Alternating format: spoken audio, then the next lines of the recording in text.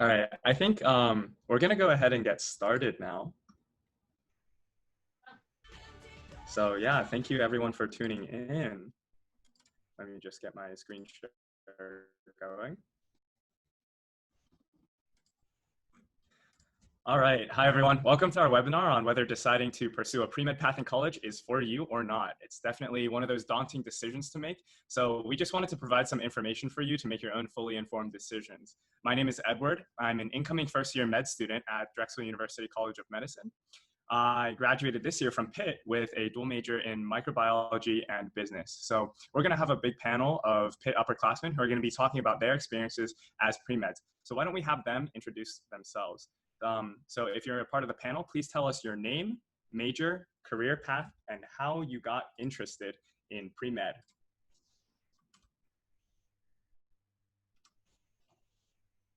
Hi everyone, my name is Vicki. I'm an incoming second year and my majors are molecular biology and history and philosophy of science.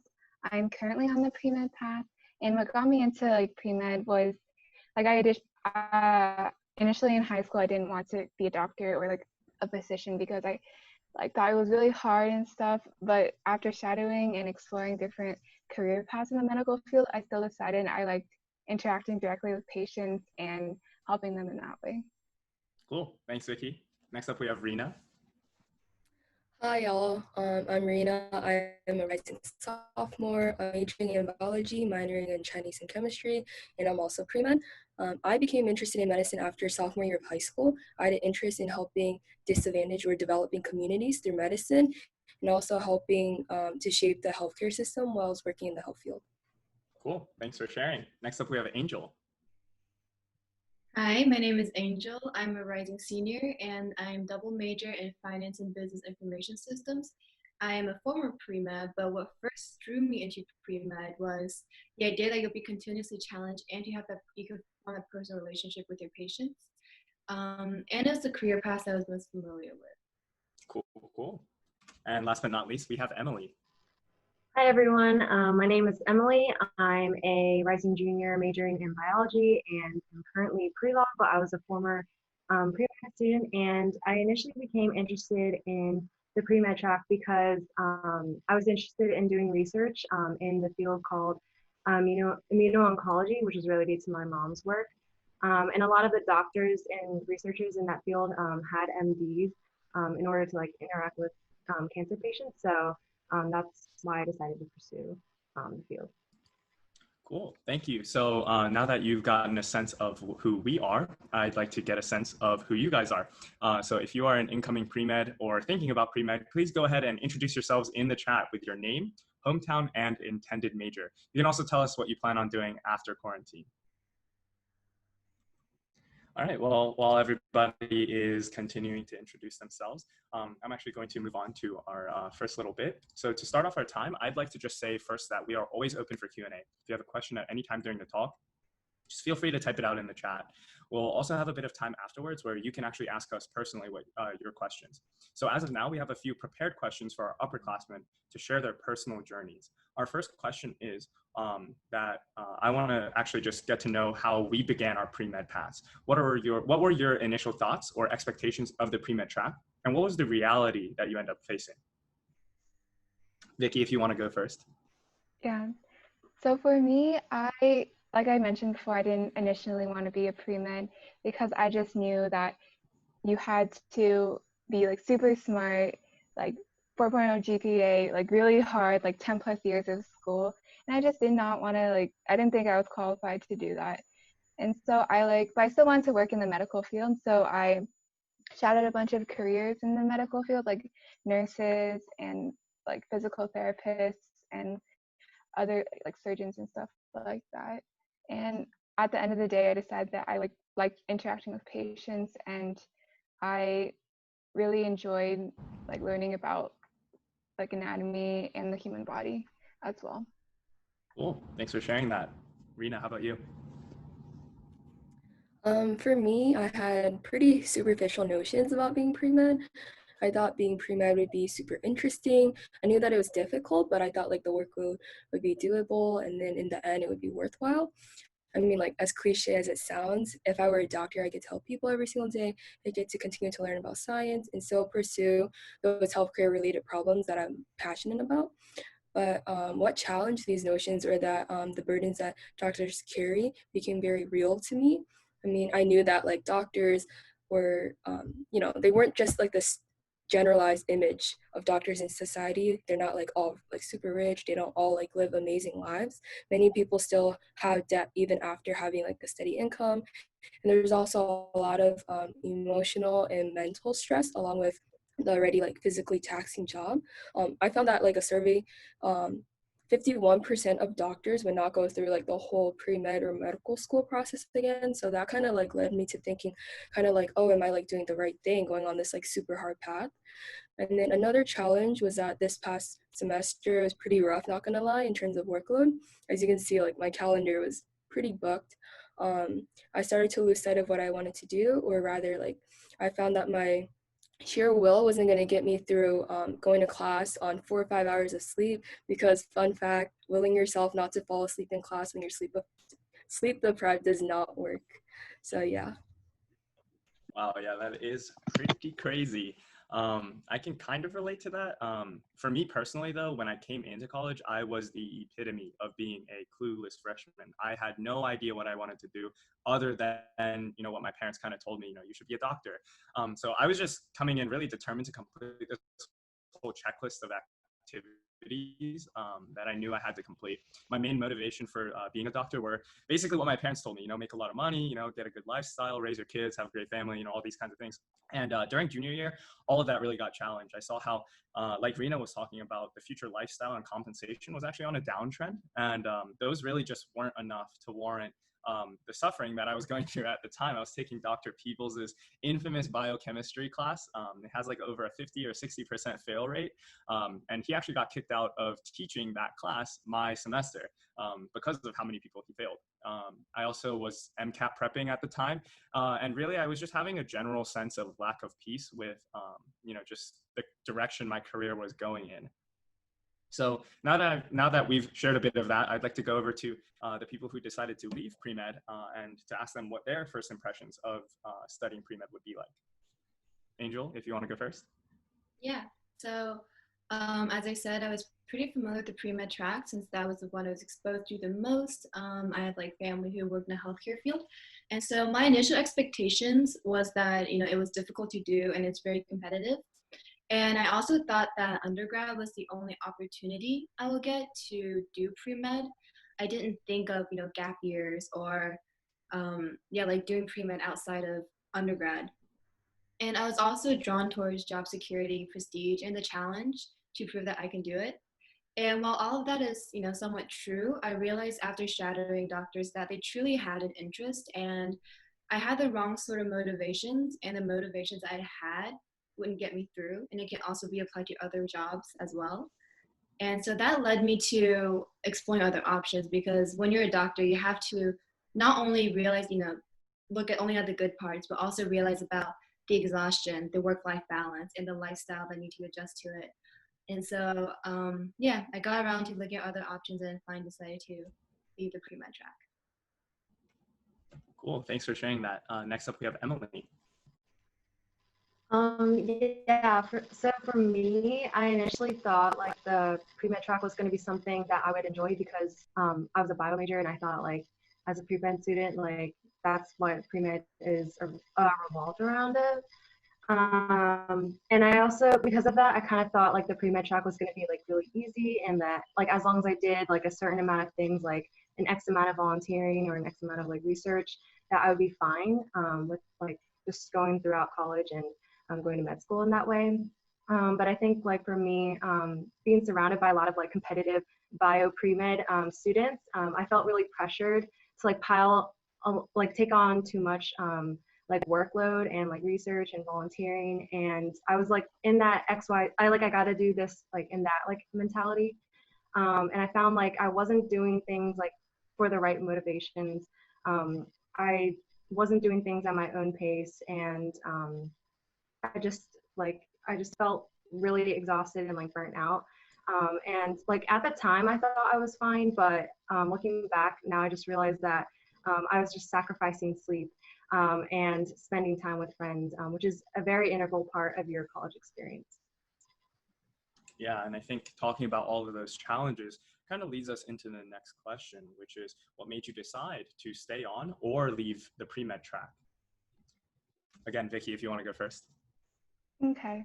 So for me, I think there was like a culmination of things that led to my decision to stay on pre-med, such as experiences in shadowing. I got to shadow a surgeon and I got into lab and started research, and I found that I really enjoyed that.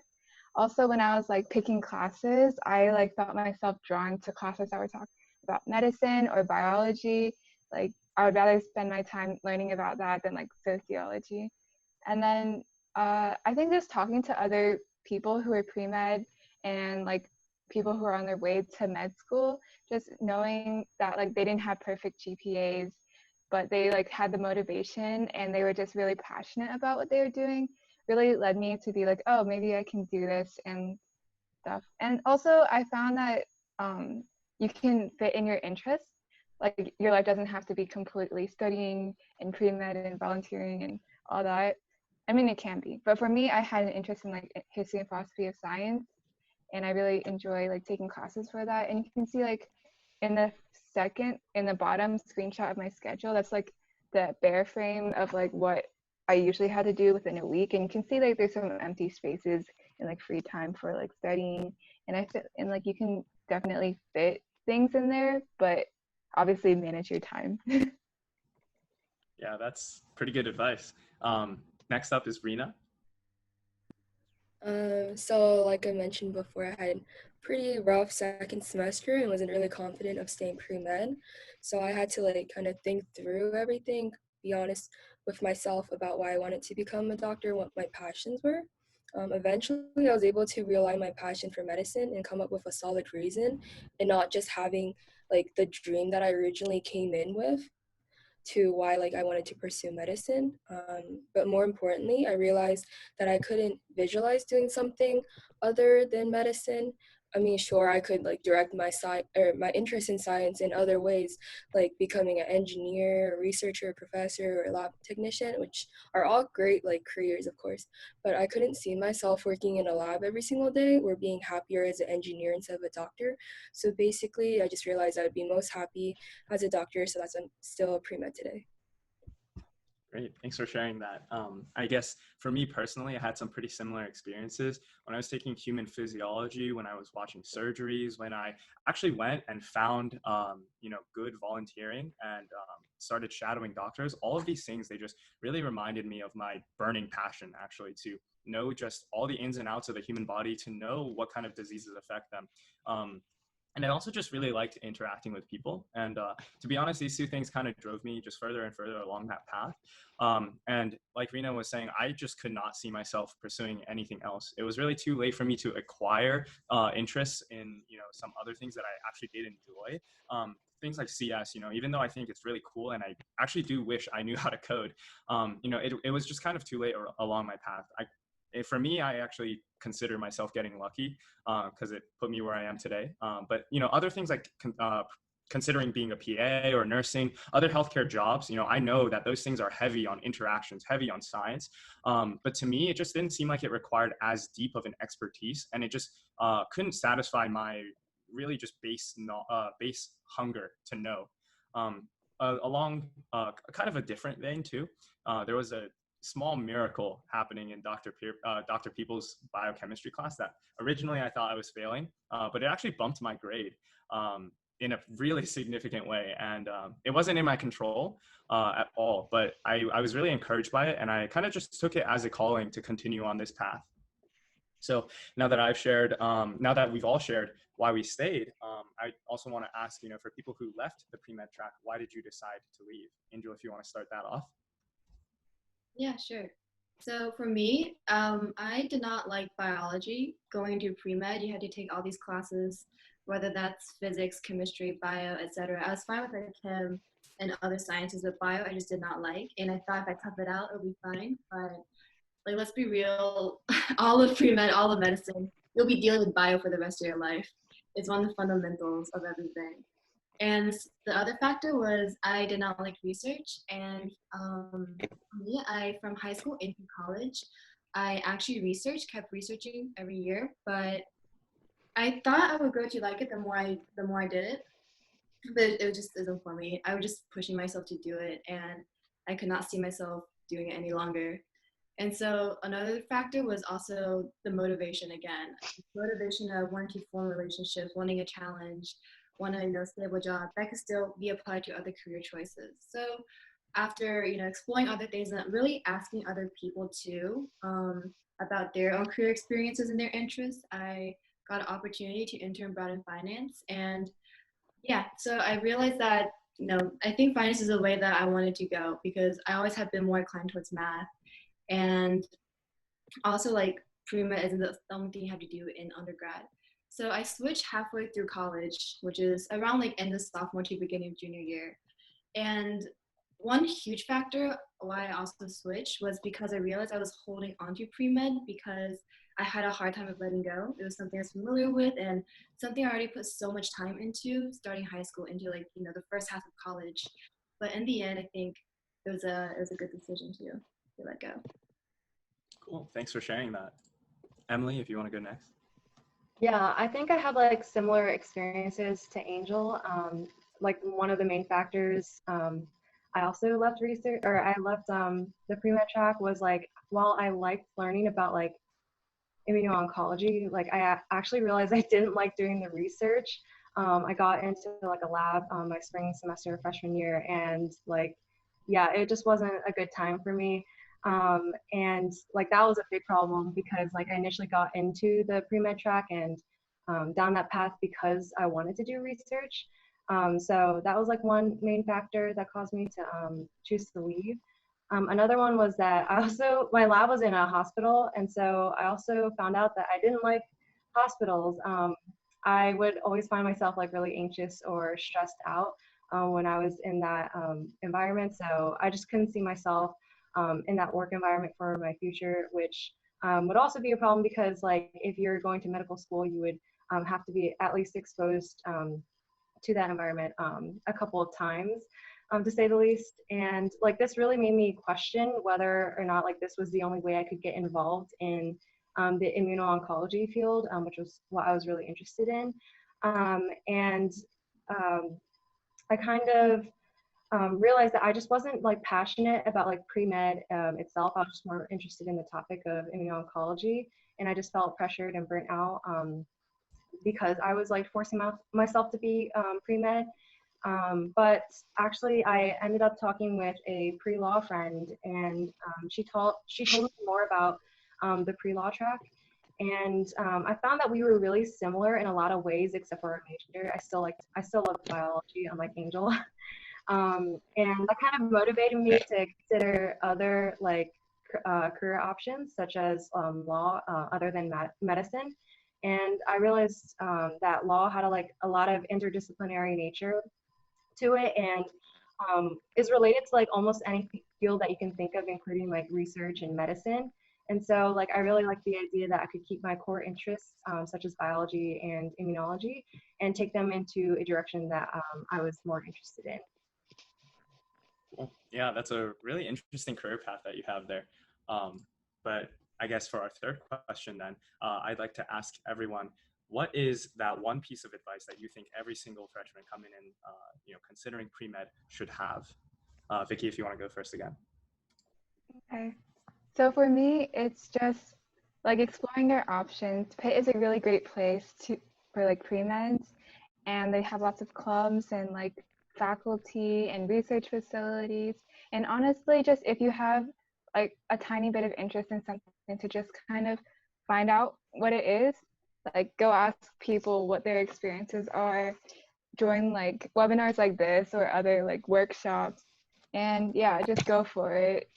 And then I guess another small piece of advice is just that once you decide on like even like whether or not to be pre-med or whatever else it is, to just focus on your motivation and know like when that motivation isn't enough for you to like keep going. Yeah, that's some really good advice. Rina, how about you? Um, So my first piece of advice is like whether you're pre-med or not, prioritize your academics and your mental and physical health. Try not to overload yourself with too many extracurriculars because the main reason you're in college is academics. You're here at Pitt to get a bachelor's. You should be able to be honest with yourself and set a limit to what you're able to do. I think it's super easy for freshmen, if you're like me, to see all these opportunities and like want to do everything, but that's not possible, right? So you just have to kind of, set a limit for yourself, limit like the amount of clubs that you want to do. Another piece of advice is something that I was told by an older med student is to not just look at your future goal of becoming a doctor, because that would be really exhausting and really stressful to be looking at something that's more than 8 or 10 years like in the future. So just try to enjoy every step along the way. Like how people say, stop and smell the flowers. You should really try to just be in the present, enjoy every year that goes by as you grow, expand your knowledge, and become a person that's truly you, because these are super valuable experiences too. Yeah. Thanks for sharing that. I guess a couple of pictures. For me, I think the wisest advice I've ever actually received is that if you could see yourself being happy doing literally anything else, then medicine is not for you. And the reason I say that is because being a pre-med student is kind of like suffering for a chance to suffer more. And obviously, if you really enjoy it and it's, you're set on it, it's not suffering at all. It's actually something it brings me a lot of joy at least. But I'm also like a nerd. So yeah, I also want to say that there is literally no pressure to pick right now. Knowing early, it's nice, but the average age of matriculation into med school is 24. So don't be pressured. Like, you have so much time to decide. And I hate to be the Debbie Downer. It sounds really doom and gloom when I'm saying it's like, oh, like half of you guys aren't going to make it. But really, I think that it's actually kind of good news, because if you know that you're passionate and if you are aware of the reality, and you still make that well-informed decision to go and be a pre-med, to continue pursuing that path, then I think that you'll make it despite all these, downer stats. Because the moment that you find your passion really is the moment that you're no longer just a statistic to those admissions departments.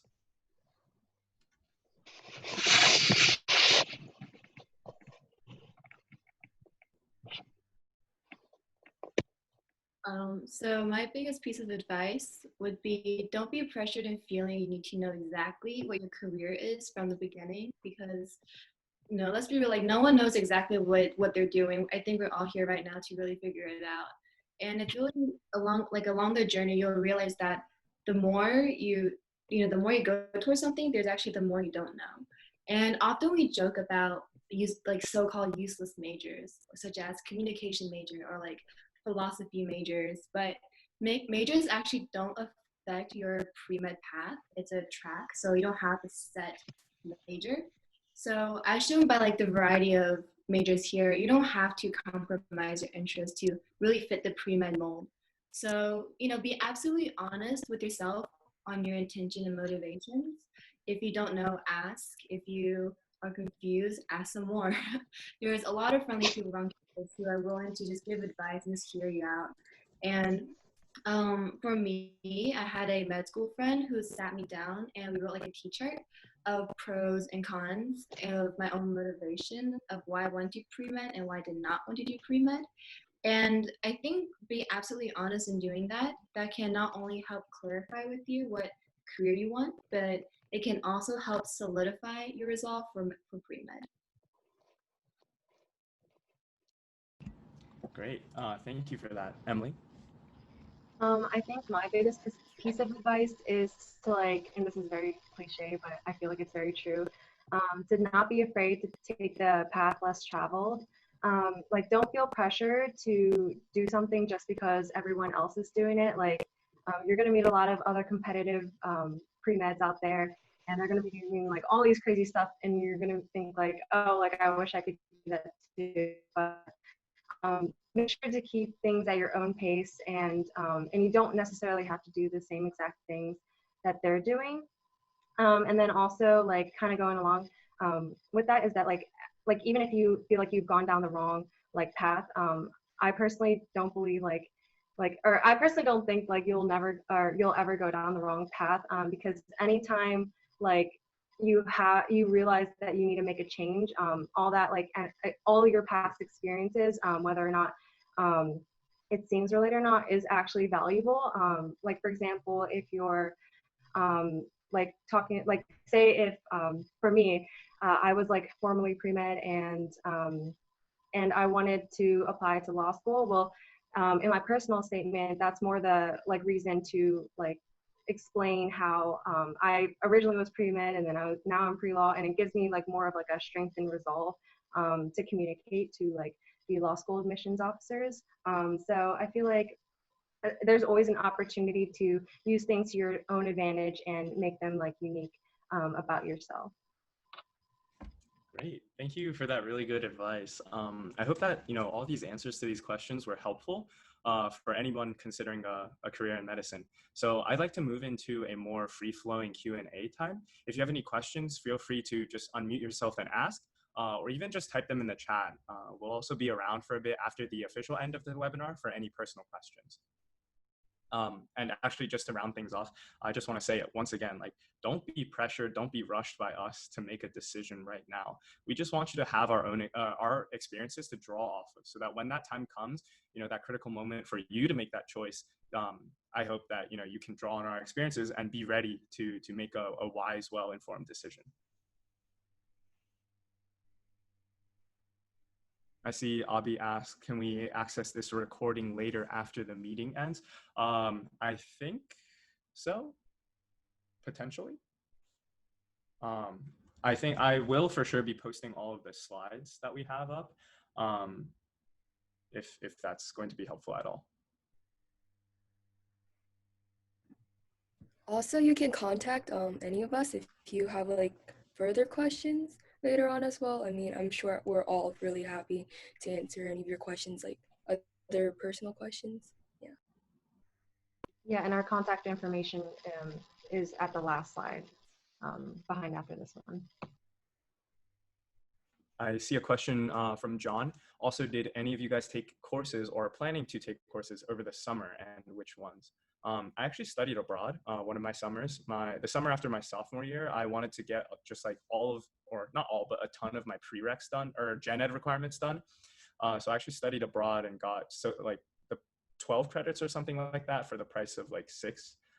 So if you actually want to get rid of just all of those like international foreign cultures, your language requirement, and as well as like sociology requirements, you can just look around for some sociology study abroad opportunities. And as long as they're in a non-Western country, they will just take out so many. Obviously, I was really fortunate to have that opportunity. I felt really privileged to be able to do that. So it is something that you can do. I want to continue with that and also kind of touch on the most recent question. So for me, I took OChem, organic chemistry, over the summer, which I do not recommend. Other people who I took it with, they're just like, why do we do this? So don't do that if you can help it. Other people, like my roommate, she's like graduating with a double degree in bio and Spanish, and what she ended up doing is taking a lot of summer classes. She took like full credit loads during the fall and spring, and a couple classes during the summer, while also balancing research and volunteer. So it's definitely doable if you plan out your classes properly and schedule wise. But yeah, there's a lot of people who also take online classes for their prereqs or their gen eds, just because it's more easier that way.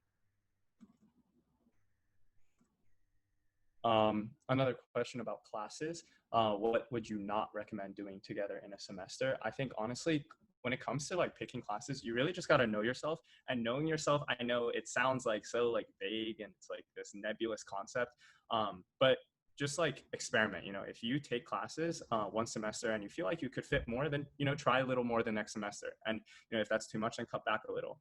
Personally, I would just say like try maybe to limit. I always limited myself to at the most 3 science related classes and then 1 other hard class. but that was just my personal limit, you know. So do what you're comfortable with doing, and you know, just make a long-term plan so that you know, like, is my comfort level fit to complete my major or complete all my requirements in a timely manner. Also, to add on to that, I think there might be like some hard classes, but there's Pitt also offers like a lot of like help outside of the classroom. So there's like tutors that you can go to, like Pitt tutors, and there's also like your professor might have a TA, teaching assistant, that like they have like office hours afterwards that you can go to them and ask them questions. I know I've utilized that for like bio. So yeah, there's definitely resources that you have, and also studying with friends definitely helps to like go over material or like to prep for exams. Yeah, there's a really good question here, actually. It's quite broad. So hopefully we can all, or I guess maybe pitch in a little bit, any tips on getting into med school or the preparation. Myself being, having gone through it, my biggest piece of advice is it is a marathon. It is not a sprint. It's not like one of those like intermediate distance races that are kind of like long, kind of short. It is just a full-on marathon. There are going to be times where you feel like you cannot keep going. But you know, that time of relief, it always comes, you know, at the end of every single stage. So no matter what, like the current feeling that you have, or you know, whatever feeling you have of being burnt out of, you know, whatever it is, I think it's really helpful just to remember, you know, that you can take things slowly, you can take things quickly too when you feel like you have a lot of effort to give. It's a long race, and everyone has to take it at their own pace. But to be more specific, like on things that you can actually take action on, I would just recommend that you always plan long term, to think about long term goals. You know, how can you complete those prereqs in a timely manner? Start studying a couple months in advance for the MCAT instead of doing what I did and waiting until the January before my exam. You know, just things like that will really, really help to make this marathon into, you know, to turn it from like a sprint pace into something that's more of like a leisurely jog for just a longer period of time. There's also another question here. How hard is it going to be to graduate with a double major, in this case, psych and sociology, and still accomplish the pre-med prereqs? Are there any other double majors? I think, Vicki, you're a double major, right? Yeah, but I'm double major in the same school though. So I feel like it just depends on what you're double majoring in, because I know like for ed, you like double majored in 2 different schools, and so you have to fulfill the requirements for both of those schools, which is like a lot more than if you just did like me, who's in like 2, like double majoring in just arts and sciences. Yeah, I'm gonna hop in on that and say like, psych and sociology, from what I hear, are like pretty demanding. Like you got to do things for those classes. So like I'd say for psych, there are like some overlaps with the pre-med prereqs. My general advice is like, if you want, like, I don't want to say that you can't do it, but it will be a lot easier if you have overlap, you know? So like for me, microbio, 90% of the pre-med requirements were just covered by completing my major. Whereas I don't know what it's like for psych and sociology, but the more overlap you have, the easier of a time you're gonna have, you know, getting everything done. But again, you know, if you think you can handle it, like by all means, do the most that you think you can do. Yeah. And it also like depends on like what credits you came in with as well, because I can double major, I feel like, because I came in with a lot of credits, and that's not always like the situation. Retweet at that. And you can also take like classes over the summer as well if you're like worried about like graduating on time, like in 4 years or whatever. So yeah. Would you recommend using AP credits for classes such as biochem, calc, etc.? This one's a really big one. I want to touch on this one. Absolutely do not. Do not use your AP credit for those core classes like bio, chem, calc. I did personally, but so calc is like kind of because I think it's like only 17 schools out of 100 something number of med schools require calc. But if it is a pre-med requirement for a certain med school, and you can look all of this up online on the admissions websites of all the med schools, if it's a pre-med requirement that they have, do not use your AP credit because they will not take that. Actually, I agree with Ed, but I think nowadays, like med schools are accepting more and more AP credit. And I actually have a friend who decided like her freshman year to skip like biology and chemistry, and she's pre-med, and she just went straight into like OChem and biochem and everything like that. Um, and so like I think like it's okay to do that as long as you know specifically which medical schools you want to apply to, because like Ed said, like a lot of medical schools, they still like to see that you take like the college level course for biology or chemistry or physics, because like one exam in high school is not necessarily the same as a full length college course, um, like a science course in college. And for AP credit, I would say like it's generally more beneficial to use it for like things outside of your major, such as like I brought in like AP language and literature credit, and so it's really nice to use that to like just get rid of my gen ed, some of my gen ed requirements, and just focus more on my major and have like a more lax kind of schedule. Oh, just adding on to that, I did use my credits to not take Bio 1 and not take Bio 1 lab and Bio 2 lab. So I feel like, and I also know people who are in med school who like went straight to OChem or whatever. And I think it's really just at the end of the day, like what they've said already, like know your med schools, like know what they want, because each med school has like different requirements, and also just how ready you feel you are for like OChem or like jumping straight into genetics or something, because what is it?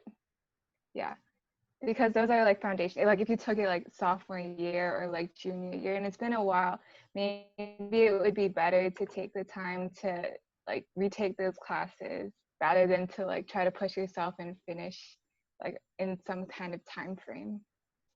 Yeah, I absolutely agreed with that. I remember genetics was such a struggle. It was the first time I got a grade that was lower than like a 70. But it's okay. That exam got dropped. Another thing I want to add about like taking the foundations courses, there's like a reason why they're foundations is because like they provide the foundations for all the higher level courses. But like I recommend doing it if you can, like if you can afford to, like in terms of time wise, to take them, because like one, like it's you're building up like actual, like you're learning how to study for college. It's a nice like entryway into college. Number two, like you're building up the foundations of like biology and chemistry, like I mentioned before, for the harder level courses. And then number three, if you've already taken like AP biology and AP chemistry and you've done well and you already know the stuff, it's just a nice refresher and also a good GPA booster, which I'm sure like Ed already mentioned and Vicki already mentioned, but GPA also like does factor into medical school admissions. So it's just really nice to have something that you know for sure like you can do well in and get a good grade in. Also, sorry, but like if you really feel like if you are kind of like I don't want to be in like Gen Chem, but I also don't want to take like OChem, you could, but I don't like highly recommend this. You could take honors classes, but honors classes are significantly harder than Gen Chem. Like I took honors 1 chemistry, like honors chemistry 1, and I feel like half the content we learned was OChem. So like you kind of have to like know whether or not you're ready for that. Yeah, and the only way to know is to just try. Honestly, like it's way better to try and fail early.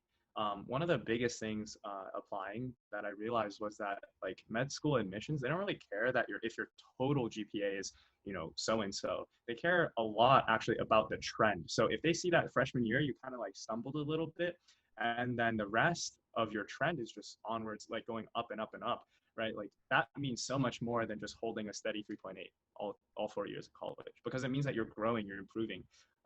And they want to see that kind of growth and improvement in med school. All of the skills, all of the studying, all of the, you know, everything that you build up in undergrad, they expect you to be able to carry on into med school. So definitely think about that upward trend. It's way better to make mistakes early and experiment and then know yourself, right? So that when things start getting hard, right, you can display that upward trend. I do want to hop onto a new question though. How would you go about looking for service opportunities that fit your interests? I know Rina, you were like super involved in a ton of different things this year. Do you want to share a little bit?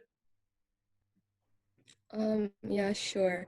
I actually didn't do too much with service this year particularly because I honestly didn't have the time to like add that on to my workload. But I did like look into a lot, and I can tell you there's a lot that Pitt offers. Pitt has a website called Pitt Serves, and you can definitely find a lot of like individual opportunities on there. There's also a lot of service organizations on campus. Um, there's like dental brigades, global brigades, AMSA, which is uh, the medical, what's it called? American Medical Student Association. They also have some volunteering opportunities. I know Emily is actually like one of like a founder of like a service opportunity on campus. Emily, if you would like to share. Yeah, thanks for the plug, Rena. I'm like the vice president of like a tutoring club, and it's a great way to get like non-clinical hours for anybody who wants to be pre-med, which is like one of the requirements for like getting into medical school. All the tutoring occurs on campus, and the tutees are middle school and high school students from around the Pittsburgh area who are from underserved communities, um, and yeah. Okay, cool. I think so I know there are a ton of questions and like it's like, you know, if I were in your shoes, I'd be asking so many questions too. Yeah, so thank you guys all so much for coming. This was a really good time for me personally even. So I think we're going to be ending this official webinar here, ending the official webinar here. Feel free to stick around for a bit after.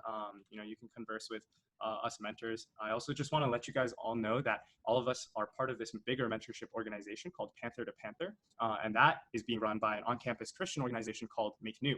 So if you're interested in finding mentorship, pre-med or otherwise, feel free to just reach out to us. All of our emails are up there. Yeah, just feel free to reach out. You know, you can email if you want. You can DM me for, you know, any other social media that you're more comfortable using. So yeah, our information's all on the screen. Also, the social media plugs for Panther to Panther and for Make New are up there as well. We have Facebook and Instagram. We also have a website for incoming students graduating class of 2024. So yeah, as a personal, one more thing, sorry, as a personal project, I've just compiled some useful websites, you know, places with good information about medicine careers for you guys to look at and use. It's something that I definitely would have wanted to see when I was considering medicine. So I really hope that it can be useful to you. So I'm going to put that link in, it's a Google Sheets doc. I'm going to put that link in the chat right now. But yeah, other than that, I think that's going to wrap up our official webinar. Thank you guys all so much for coming. Have a good one, guys.